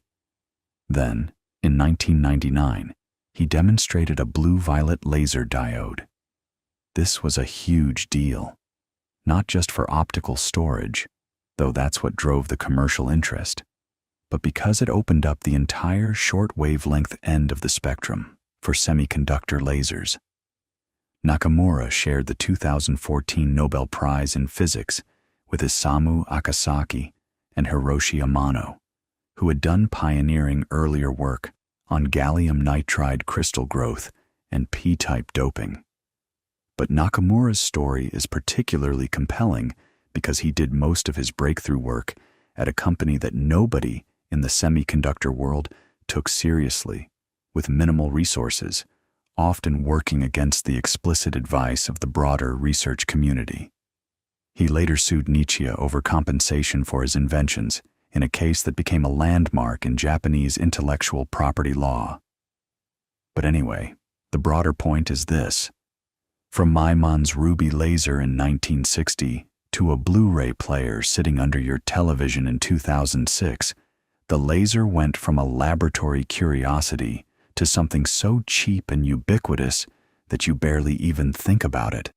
And optical data storage, as important as it was, turned out to be just one branch of an enormous tree. Because semiconductor lasers were simultaneously transforming another area that touches your life even more directly. And that's laser printing and barcode scanning. The laser printer actually predates the CD by quite a bit. Gary Starkweather at Xerox invented the laser printer in 1969, and the first commercial model, the Xerox 9700, came out in 1977. The basic idea is that you use a laser beam to draw an image onto a photosensitive drum. Wherever the laser hits, the drum's surface changes its electrical charge, and toner particles stick to the charged areas, and then the toner gets transferred to paper and fused with heat. It's essentially using a laser as an incredibly precise, incredibly fast light pen. And the precision matters. A laser beam can be focused to a spot just a few tens of micrometers across, which is why laser printers can produce such sharp text and detailed images. Barcode scanners, meanwhile, were one of the earliest everyday applications of lasers. The first product scanned with a barcode at a retail checkout was a pack of Wrigley's Juicy Fruit Chewing Gum at a Marsh supermarket in Troy, Ohio, on June 26, 1974. The scanner used a helium neon laser, but later systems switched to cheaper semiconductor lasers. And now, of course, barcode scanning is so universal that it's essentially invisible.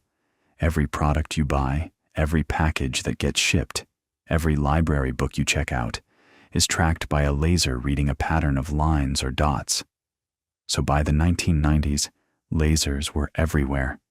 In your CD player, in your printer, at the grocery store checkout, carrying your phone calls under the ocean, guiding military munitions, performing eye surgery.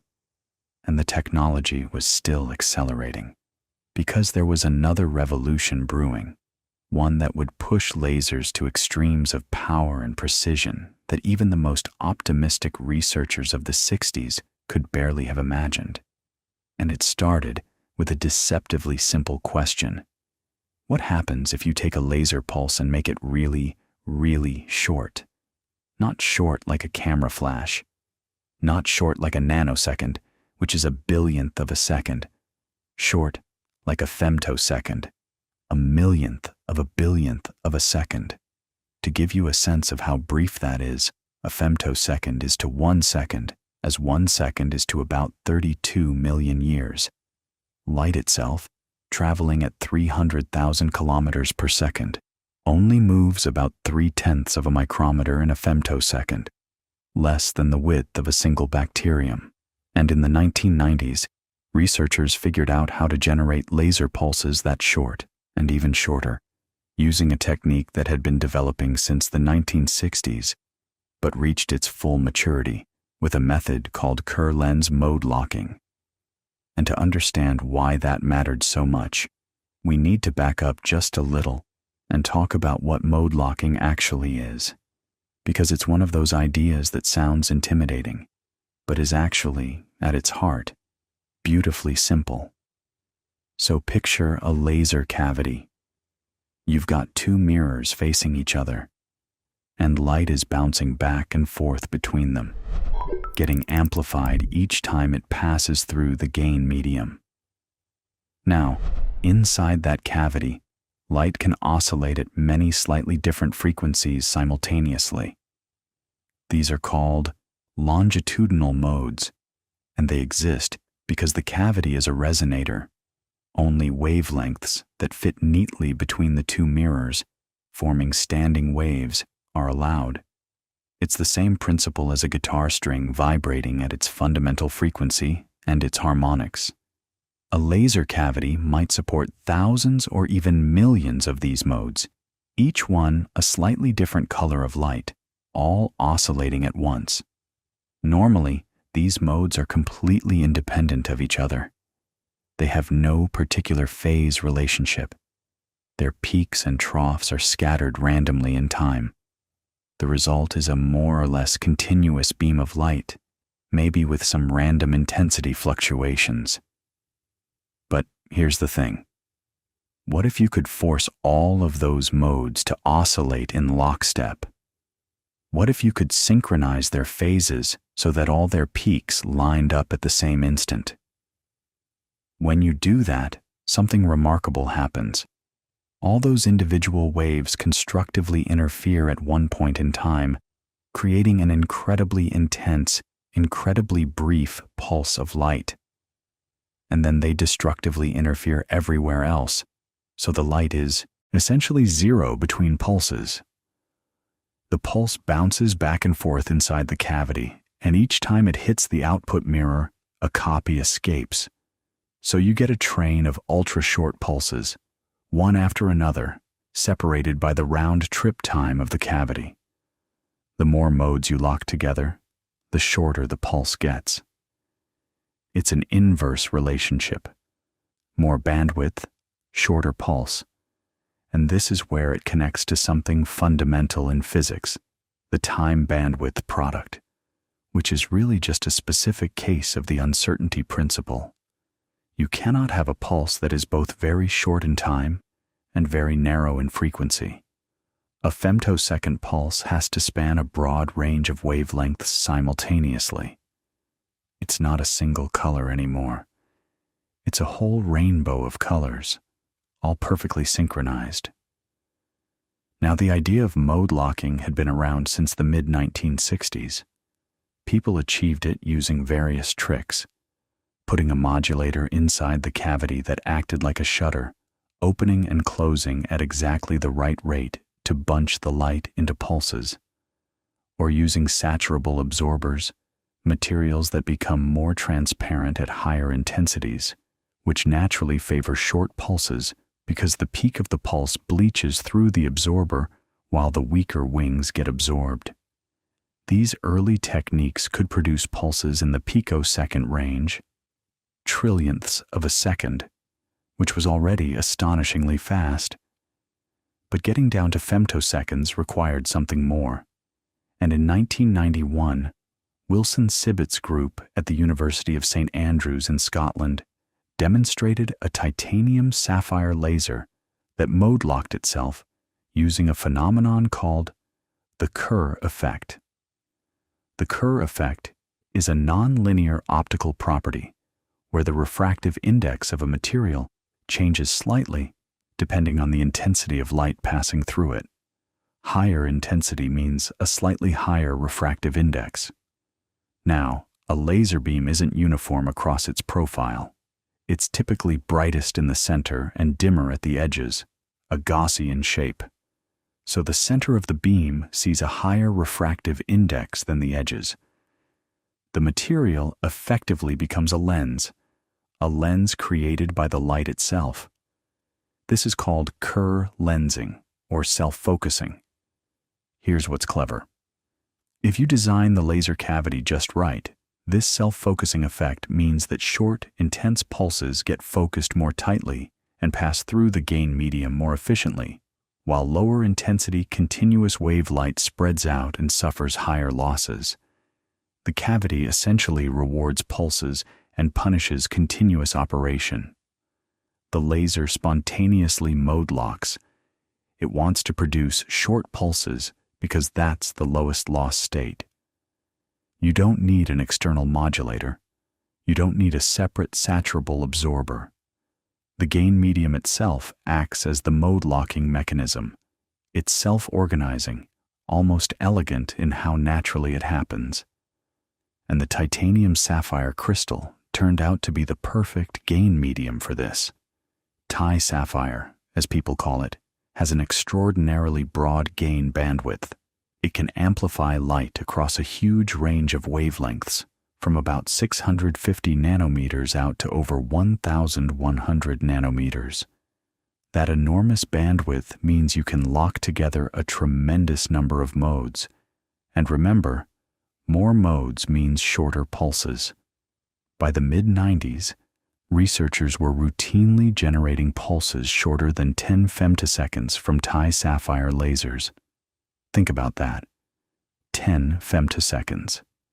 In that time, light travels about 3 micrometers, the width of a red blood cell. But here's the question that naturally follows. Why would you want pulses that short? What do you actually do with them? And the answer is, so many things that it's hard to know where to start. One of the most immediate applications was in ultra-fast spectroscopy, using these incredibly brief flashes of light as a kind of strobe to freeze molecular motion. Chemists had long dreamed of watching chemical reactions happen in real time, seeing atoms rearrange, bonds break and form. But chemical reactions happen on femtosecond timescales. The vibration of a molecular bond takes tens of femtoseconds. Before ultrafast lasers, studying these processes was like trying to photograph a hummingbird's wings with a 1-second exposure. Everything was blurred. Ahmed Zewail at Caltech pioneered the use of femtosecond laser pulses to capture these dynamics, essentially creating a molecular movie camera. He would hit a molecule with 1 femtosecond pulse to initiate a reaction, then probe it with a second pulse at precisely timed delays. 10 femtoseconds later, 50 femtoseconds later, 100, and watch how the molecule evolved. He called it femtochemistry, and it revealed for the first time the transition states of chemical reactions, those fleeting intermediate configurations that exist for only a few tens of femtoseconds as reactants transform into products. Zewail won the Nobel Prize in Chemistry in 1999 for this work. He showed the world what chemistry actually looks like when you can watch it at its natural speed. And then there's the sheer peak power you can achieve with ultra-short pulses. Here's the thing about energy and power. Power is energy divided by time. So if you take a modest amount of energy, say a millijoule, and compress it into a femtosecond pulse, the peak power is enormous. A millijoule in 100 femtoseconds gives you 10 gigawatts of peak power, 10 billion watts, from a pulse you could barely detect with a calorimeter because the total energy is so small. This is the key insight. Ultra-short pulses let you reach extreme intensities without extreme energies, and extreme intensities unlock entirely new physics. But there was a practical problem. If you wanted to amplify femtosecond pulses to high energies, the peak power during amplification would be so extreme that it would damage the amplifier itself. The beam would self-focus, cause optical breakdown, destroy the gain medium, wreck the optics. This seemed like an insurmountable barrier until Gerard Mourou and Donna Strickland, working together at the University of Rochester in the mid-1980s, came up with an ingenious workaround. Their technique was called chirped pulse amplification, or CPA, and the idea was brilliantly counterintuitive. Instead of trying to amplify the short pulse directly, you first stretch it out in time. You take the femtosecond pulse and pass it through a dispersive element, a pair of diffraction gratings, typically, that spreads out the different wavelength components so that the red part of the pulse arrives before the blue part, or vice versa. This stretches the pulse from femtoseconds to nanoseconds, a factor of maybe 10,000 or more. Now the pulse is long, and its peak power is correspondingly low, safe to amplify. So you amplify this stretched pulse through a conventional laser amplifier, boosting its energy enormously.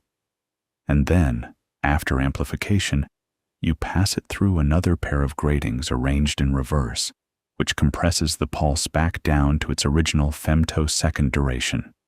Stretch, amplify, compress. The result is a femtosecond pulse with vastly more energy than you could ever have achieved by direct amplification. Strickland and Moreau published this work in 1985, when Strickland was still a graduate student. It was her first published paper, in fact, and it transformed the field so completely that they shared the Nobel Prize in Physics in 2018. Strickland becoming only the third woman in history to win the Physics Nobel, after Marie Curie and Maria Goeppert-Mayer. CPA made it possible to build tabletop laser systems that could produce petawatt peak powers. That's 1,000,000 billion watts, in pulses lasting just tens of femtoseconds. Systems that previously would have required building-sized facilities could now fit in a single laboratory, and the applications of CPA spread far beyond the physics lab. One of the most impactful turned out to be in medicine, specifically in eye surgery. Remember how we talked about early laser ophthalmology, those first experiments with photocoagulation? Well, femtosecond lasers opened up an entirely new approach. When you focus an ultra-short pulse into transparent material, like the cornea of your eye, the peak intensity is so high that it causes a non-linear absorption process called optical breakdown, but only at the precise focal point. The material above and below the focus is essentially unaffected because the intensity there is below the nonlinear threshold. This means you can cut inside a transparent material without damaging the surface. And because each pulse deposits so little total energy, there's almost no thermal damage to surrounding tissue. The cuts are incredibly precise. You're essentially vaporizing tissue one tiny spot at a time, with micrometer accuracy. This is exactly how modern LASIK works when it uses a femtosecond laser to create the corneal flap. The procedure is sometimes marketed as bladeless LASIK or all-laser LASIK. The femtosecond laser replaced the mechanical microkeratome blade that surgeons previously used, and the improvement in precision and safety was substantial. Millions of people have had their vision corrected by femtosecond laser pulses cutting a flap in their cornea just 100 or so micrometers thick, with accuracy that a mechanical blade simply couldn't match. But CPA and ultra-short pulses also pushed laser science into realms that connect to some of the deepest questions in physics. When you focus a petawatt laser pulse to a tiny spot, the electric field strength becomes so extreme that it can rip electrons away from atoms, accelerate them to nearly the speed of light, and generate secondary beams of X-rays, gamma rays, or even positron-electron pairs. These are conditions that normally exist only in the cores of stars or in particle accelerators. Researchers began using these extreme laser fields to develop tabletop particle accelerators, laser-driven fusion experiments, and to probe the quantum vacuum itself, testing whether the fabric of empty space behaves differently when subjected to fields approaching the Schwinger limit, the theoretical threshold at which the vacuum spontaneously produces matter-antimatter pairs. And there was yet another revolution hiding inside ultra-short pulses, one that might be the most elegant of all. It had to do with what happens when you look at the frequency spectrum of a train of femtosecond pulses, not a single pulse, but the steady stream of pulses coming out of a mode-locked laser, one after another, millions or even billions of times per second. When you analyze the frequencies present in that pulse train, you don't see a smooth, broad spectrum. You see a comb, a series of perfectly evenly spaced, razor-sharp frequency lines, like the teeth of a comb, stretching across a vast range of the spectrum. This is called an optical frequency comb, and its implications for precision measurement were nothing short of extraordinary. Because here's the thing about a frequency comb. Each one of those teeth, each spectral line, sits at a frequency that can be described by a simple equation. The frequency of any given tooth equals an offset frequency, plus some integer multiplied by the repetition rate of the laser. That's it. Two numbers, the offset frequency and the repetition rate, define the exact position of every single tooth in the comb. And if you can measure those two numbers precisely, which you can, because they're both in the radio frequency range, in the microwave domain where electronics work beautifully, then you've essentially built a bridge. A bridge between the microwave frequencies that atomic clocks already measure with extraordinary precision and the optical frequencies of visible and near-infrared light, which oscillate hundreds of trillions of times per second, frequencies that were, for most of the history of physics, essentially impossible to count directly. Think about what that means. For decades, if you wanted to measure the frequency of light, the actual number of oscillations per second of, say, a red laser beam, you had to build these absurdly complicated frequency chains. You'd start with a cesium atomic clock ticking at about 9.2 gigahertz, and then you'd use a series of carefully stabilized lasers and nonlinear mixers to multiply that frequency up, step by step, through the microwave range, into the infrared, and eventually into the visible. These frequency chains filled entire rooms. They required dozens of lasers, each one locked to the next. They took years to build and were so finicky that only a handful of national metrology labs in the world could operate them. And each chain could only measure one specific frequency. If you wanted to measure a different color of light, you essentially had to build a whole new chain. The optical frequency comb replaced all of that with a single device that fits on a tabletop. One mode-locked laser, a bit of clever engineering, and suddenly you had a ruler for light, a ruler with hundreds of thousands of perfectly spaced tick marks stretching across the spectrum. You could measure any optical frequency by simply seeing which tooth of the comb it lined up with, reading off the tooth number, and doing one multiplication and one addition. The precision was staggering. Parts in 10 to the 18th eventually. That's like measuring the distance from here to the nearest star and being accurate to within the width of a human hair. The person most associated with making this work, with turning the theoretical possibility of the frequency comb into a practical tool, was Theodor Hensch at the Max Planck Institute for Quantum Optics in Garching, Germany. Hensch had been thinking about precision spectroscopy for decades. He'd been one of the pioneers of laser spectroscopy back in the 70s, developing techniques to measure the energy levels of hydrogen with ever-increasing accuracy, because hydrogen, the simplest atom, one proton and one electron, is the Rosetta Stone of atomic physics. If you can measure hydrogen's energy levels precisely enough, you can test quantum electrodynamics, the most accurate theory in all of physics, and look for cracks in the standard model. Hensch had always been limited by the difficulty of measuring optical frequencies. The frequency comb changed everything for him. But there was a crucial technical challenge. To make the comb useful, you needed it to span a full octave of optical frequencies, meaning the highest frequency tooth needed to be at least double the lowest frequency tooth. Why? Because of a beautifully simple trick called self-referencing. If your comb spans an octave, you can take a tooth from the low-frequency end of the comb, frequency double it using a non-linear crystal, and compare it with a tooth at the high-frequency end. The beat frequency between them gives you the offset frequency directly. Without this trick, the offset frequency was essentially unknowable, and your comb was like a ruler, where you knew the spacing of the marks, but didn't know where the ruler started.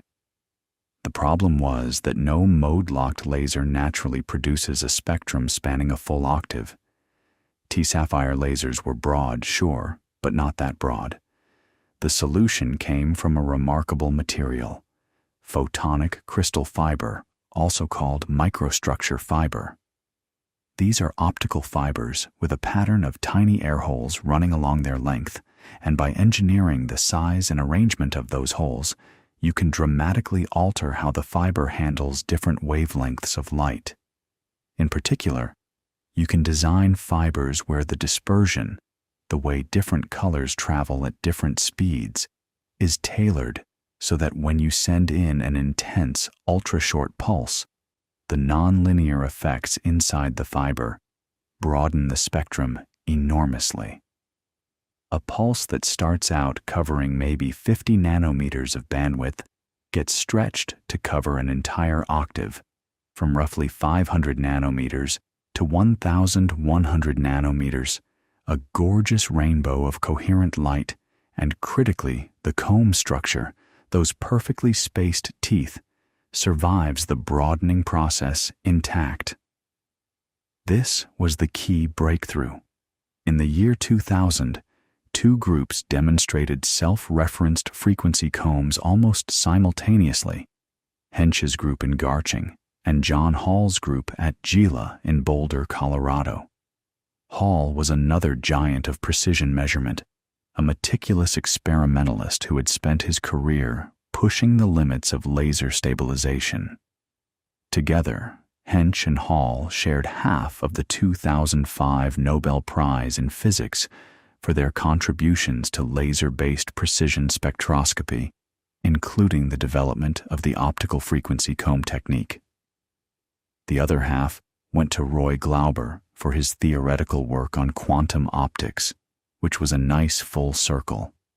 The quantum theory of light and its most precise measurement tool recognized together. And here's what's beautiful about where the frequency comb led. It didn't just make existing measurements better. it enabled entirely new kinds of clocks.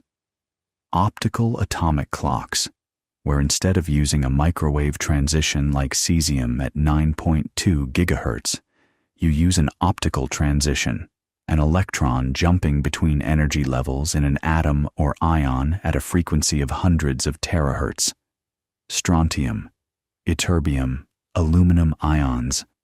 These became the basis for clocks that tick hundreds of trillions of times per second. And because the frequency is so much higher, the clock can slice time into much finer intervals. The frequency comb is what reads out those ticks, converting the optical oscillation into a signal that electronics can count.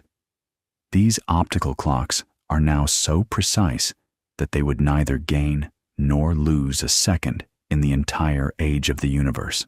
They're sensitive enough to detect the gravitational redshift predicted by general relativity over a height difference of just a centimeter. You raise the clock by 1 centimeter, and it ticks measurably faster because gravity is infinitesimally weaker. Einstein's space-time curvature, detected across the height of your thumb. So think about the journey we've taken tonight. From Democritus wondering what light even is, from Newton splitting sunlight through a prism, from Einstein sitting in the patent office, imagining what would happen if an atom were nudged by a passing photon, all the way to a device that can detect the warping of space-time across a centimeter. And the laser is the thread running through all of it. It's the tool that made precision possible at scales that would have seemed like magic to every generation before us. But I want to bring this back down to earth for a moment, because lasers aren't just about Nobel Prizes and national labs. They're woven so deeply into the fabric of modern life that you'd be hard-pressed to get through a single day without depending on them dozens of times. Every text message you send, every video you stream, every phone call you make over a modern network, the data travels as pulses of laser light through fiber optic cables, those same silica fibers that Charles Cow dreamed about in 1966, now spanning more than 1 billion kilometers across the ocean floors and under city streets. The barcode scanner at the grocery store, the laser printer at the office, the LiDAR sensor in a self-driving car, sending out thousands of laser pulses per second and building a 3-dimensional map of the world in real time. The tiny vertical cavity surface-emitting laser, a VCSEL, in your phone's face recognition system, projecting a pattern of 30,000 infrared dots onto your face and reading the reflection to map your features. Laser welding holds together the body panels of your car. Laser cutting shapes the metal parts in jet engines. Laser lithography, using deep ultraviolet excimer lasers and now extreme ultraviolet light sources, prints the impossibly fine circuit patterns on every microchip in every device you own. The transistors in a modern processor are just a few nanometers across, and the only reason we can manufacture features that small is that we use light with an extraordinarily short wavelength, focused and patterned with extraordinary precision to etch those circuits into silicon. And in medicine, beyond the ophthalmology we talked about earlier, lasers are used in dermatology, in oncology, in dentistry, in cardiology. Laser ablation removes tumors. Photodynamic therapy uses laser light to activate drugs that selectively destroy cancer cells. Laser surgery seals blood vessels as it cuts, reducing bleeding. In research labs, lasers cool atoms to billionths of a degree above absolute zero, creating exotic states of matter like Bose-Einstein, condensates that let physicists study quantum mechanics at macroscopic scales. Lasers detect gravitational waves at LIGO, those faint ripples in space-time from colliding black holes billions of light years away. measured by watching how a laser beam's interference pattern shifts by less than 1,000th the diameter of a proton. Every one of these applications traces back to the same fundamental idea: stimulated emission. One photon comes in, a matching photon comes out, coherent, in phase, marching in lockstep. That's it. That's the seed of everything. And what I find so lovely about this story is how long it took to grow. Einstein planted the seed in 1917, but it sat there for decades. The Maser didn't come until 1953. The laser didn't fire until 1960. And even then, people called it a solution looking for a problem. It took years, decades, for the world to catch up with what the laser could do. Each new application, communications, medicine, manufacturing, measurement, required its own set of breakthroughs, its own cast of stubborn, brilliant people who saw a possibility and refused to let go of it. Charles Cow told that pure glass fiber was impossible. Joris Alferov and Herb Krummer, working out the physics of heterostructures. Shuji Nakamura, ignored and underfunded in a small chemical company on the island of Shikoku, cracking the problem of blue light that the biggest corporations in the world had given up on. Donna Strickland, a graduate student whose thesis work would eventually earn a Nobel Prize. Ted Maiman, turned down by the journal that should have been honored to publish his result. These were real people, with real doubts and real stubbornness and real moments of not knowing whether the thing they were chasing was even possible. And that's what makes engineering so deeply human. It's not just equations and materials and wavelengths. It's people lying awake at night, turning a problem over in their minds, trying one more approach, failing, trying again. It's the accumulated effort of thousands of minds across a century, each one adding a piece, each one standing on the work of those who came before. So as you lie here tonight, maybe drifting off, maybe still listening, I hope some of these stories stay with you. Not necessarily the numbers or the dates. Those will come back if you ever want to look them up. But the feeling of it. The idea that light, this most ordinary and ancient thing, this thing that the earliest humans watched flickering on cave walls, turned out to have depths that nobody suspected. That by understanding how atoms absorb and emit photons, we unlocked a tool that reshaped civilization.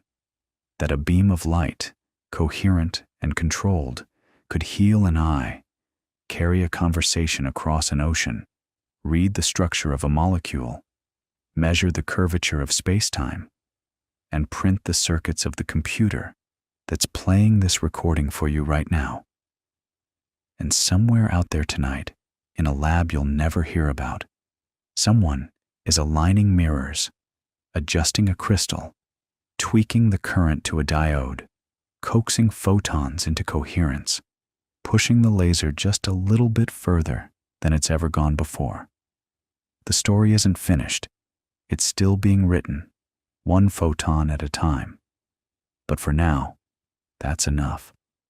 Let the light carry you off to sleep, and rest easy knowing that even in the dark, the photons are still out there, still traveling, still in phase, still doing their quiet, extraordinary work.